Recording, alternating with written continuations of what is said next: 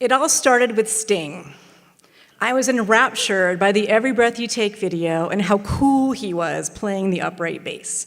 I switched from violin to bass in the school orchestra so I too could be cool. I played upright bass throughout high school, but I eventually outgrew Sting. I got really into punk rock, and Sting was not punk rock. I started booking bands in high school to bring music to my tiny town in northern Illinois, very DIY, do-it-yourself. It had never occurred to me then to actually be in a band. The bands I liked all had boys in them. My older brother suggested that I buy an electric bass and start a band, and I thought, why not? So I saved my money, and I bought an amazing Ibanez Blazer my senior year of high school. I didn't do any research or anything. I just thought this bass looked awesome. But I didn't know how to join a band. I wasn't taken seriously as a girl musician. It didn't even come up in conversation with my high school friends who had bands. But once I got to college, I did start a band, an all-girl punk band called Corn Dolly. I gravitated to women to play with. It just seemed fun and girl power and feminist. In my DIY nature, it switched on again. I booked us shows, got us touring around. But a friend pointed out to me that the novelty of Corn Dolly, that we were only getting attention because we were girls. So my second band, which called Sarge, we were not a girl band, we had a boy drummer.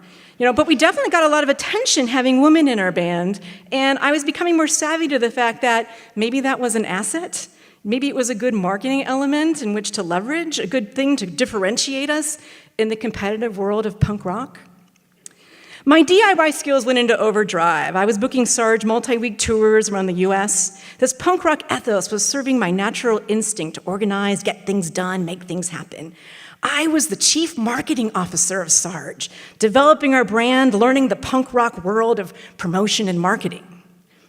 I was also the chief financial officer of Sarge, negotiating our guarantees, not allowing ourselves to be undercut, understanding our value on the punk rock marketplace. Sarge was a business, and we were in the black due to our fiscally conservative financial management, like sleeping on people's floors instead of staying in hotels, and making sandwiches in the van. I was the human resources manager for Sarge. Do you guys all remember VH1, Behind the Music, all the drama, drinking, and drugs? All true. Doesn't matter what size band you are. Love affairs, egos, all needing to be managed. So Sarge had been courted by major labels around this time. Did we want to be seen as selling out when we had dedicated so much into the punk rock community? What would our fans think?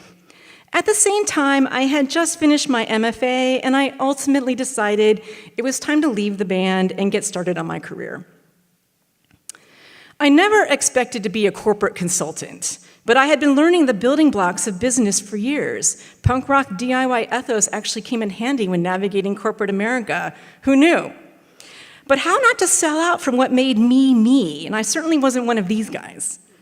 But I was one of the only girls in the room. The software industry is very male-dominated, and I'm sure you know. And many times I was the only woman in a team full of men, and I'm needing to assert myself as someone with talent who could seamlessly work with others. Second guess me because I'm a chick? Man, I fought that battle back in Corn Dolly days. It brings me back to collaboration, which was a big part of working on teams in my new corporate job. We weren't solo players. We needed to bounce ideas off of each other and create together. Sounds familiar to writing songs and being in a band, right? You're building trust through camaraderie and you have each other's backs, getting things done. So honestly, one of my biggest hurdles in making it in the corporate world was dress code. I was not someone who naturally took to what would be considered business wear. It took me years to figure out what to wear in a way that felt like me. And it was definitely not like this skirt and this hosiery and that twin set and those shoes. It was very awkward to try to figure out how to be a business person with a punk rock ethos. But I really think everything I knew about project management I did learn from the band, coordinating schedules, organizing tours, where to be, almost all of this translated directly into the corporate world, minus the music content, of course, turning chaos into order. And as I became more senior in my corporate career, I was given leadership and responsibility for heading up teams, holding the project vision, making sure the right people were working well together. This built on my personality as a bassist. I was never the front person. I was the backbone. And I took this role explicitly into my career as well.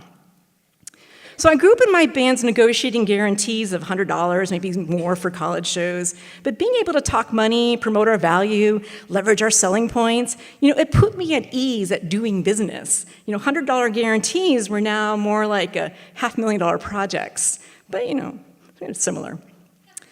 So consulting is also about performing, but instead of at kids, at a club, you're in front of clients selling your ideas. But this got tricky. Like, who was I as a corporate consultant? I was punk rock, I had to be true and authentic to myself. And that's not me, obviously, but this is the kind of stuff I had to do. And I learned a lot about how to get things done as a band, how to make things happen. I networked through the music scene to make the right connections, but the same is true within corporate culture. Understanding the organizational structures in order to get things done. Learning who's in control of what and how decisions are made. It's key to success when working with promoters and people who are booking bands, same as working with big companies. So I showed this image earlier when I introduced my band, Sarge. I took this picture every night when we were on stage, and I posted it to our online tour diary that we'd set up. I had kids coming up to me after every show, and they wanted to get their picture taken so they too could be on the blog. And we were experimenting with fan experience and engagement that was online. I think about being a fan and a musician has played the biggest role in my work as a consultant. Understanding the needs and behaviors of people through the approach of human-centered design, and then responding to those needs. So as a fan, bringing bands to my hometown, as a musician, creating music and interacting with fans in the way that I would have wanted to be interacted with. Thank you.